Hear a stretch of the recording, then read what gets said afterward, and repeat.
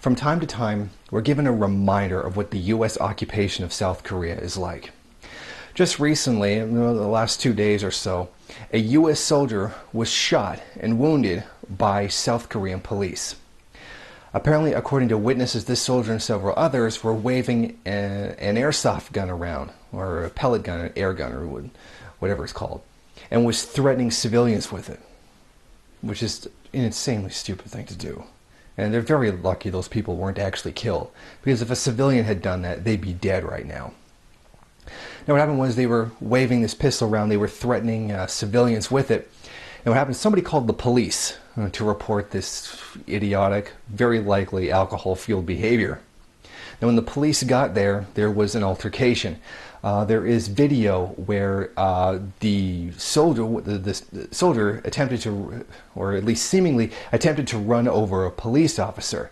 The police officer fired several shots as a warning, and one of them actually did strike the suspect.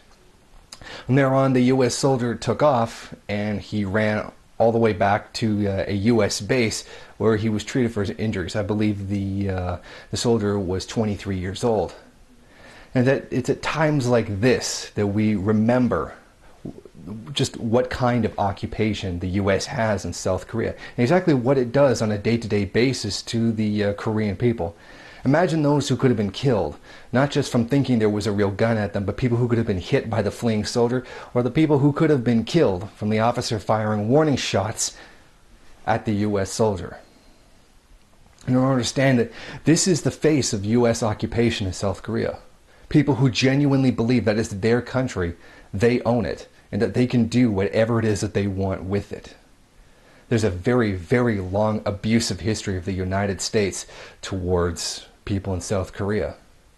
There's the famous case where the woman was raped and murdered by a U.S. soldier. In fact, U.S. soldier rapes and murders upon the women of the country they occupy is quite frequent.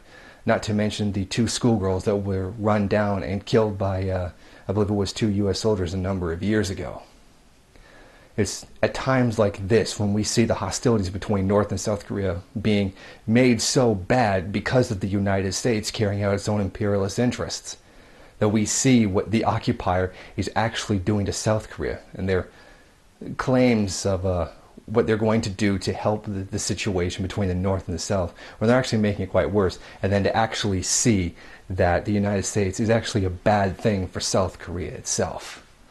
So we pretty much know how this story is going to end, just as it has happened in many occupied countries, like the Philippines. The soldier will be reprimanded and probably sent back to the United States, but won't face any charges for his criminal activity.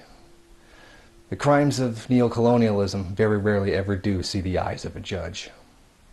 Hey Mouse Rebel News fans, I just wanted to let you know that I've released a new e-book debunking the claims made by Trevor Luden that Barack Obama is a communist. He made a challenge that if anybody could refute his proof that Obama is a communist, that he would stop calling him one and take his own book calling him one off the market. So if you want, head over to the MRN bookstore on lulu.com and check it out.